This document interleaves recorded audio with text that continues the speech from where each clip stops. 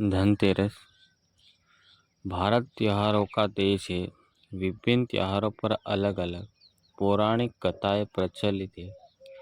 इसी प्रकार धनतेरस पर भी यमराज जी की एक कथा बहुत प्रचलित है। कथा कुछ इस प्रकार की है। पुराने जमाने में एक राजा हुए थे। राजा की हिम उनके यहाँ एक पुत्र हुआ तो उसकी जन्म कुंडली बनाई गई।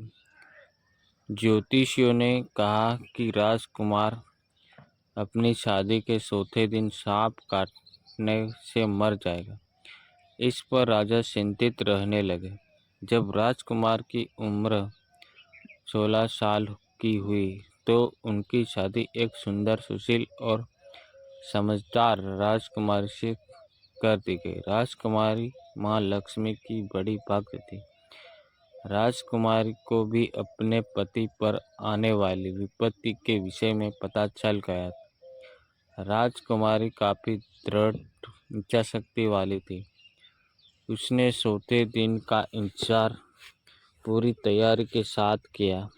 जिस रास्ते से सांप के आने की आशंका थी वहाँ सोने चांदी के सिक्के और हीरे जवाहरात आदि बिछा दिए गए।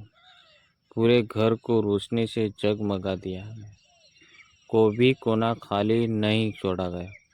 यानी सांप के आने के छोड़ा गया यानी के लिए कमरे में कोई रास्ता अंधेरा नहीं छोड़ा गया। इतना ही नहीं, राजकुमारी ने अपने पति को जगाए रखने के लिए उसे पहले कहानी सुनाई और फिर गीत गाने लगी। इस दौरान जब मृत्यु के देवता यमराज ने सांप का रूप धारण करके कमरे में प्रवेश करने की कोशिश की तो रोशनी की वजह से उनकी आंखों सूंधी आ गई। इस प्रकार सांप दूसरा रास्ता खोजने लगा और रेंगते हुए उस जगह पहुंच गया जहां सोने तथा चांदी के सिक्के रखे हुए थे। डसने का मौका ना मिलता देख विषधर भी वहीं कुंडली लगाकर बैठ गया और राजकुमारी के गाने सुनने लगा। इस बीच सूर्य देव ने दस्तक दी यानी सुबह हो गई।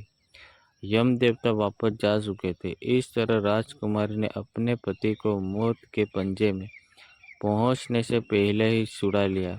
यह घटना जिस दिन घटी थी वह धनतेरस का दिन था।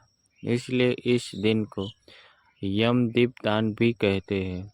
भक्तजन इस कारण धनतेरस की पूरी रात रोशनी करते हैं। धन्यवाद।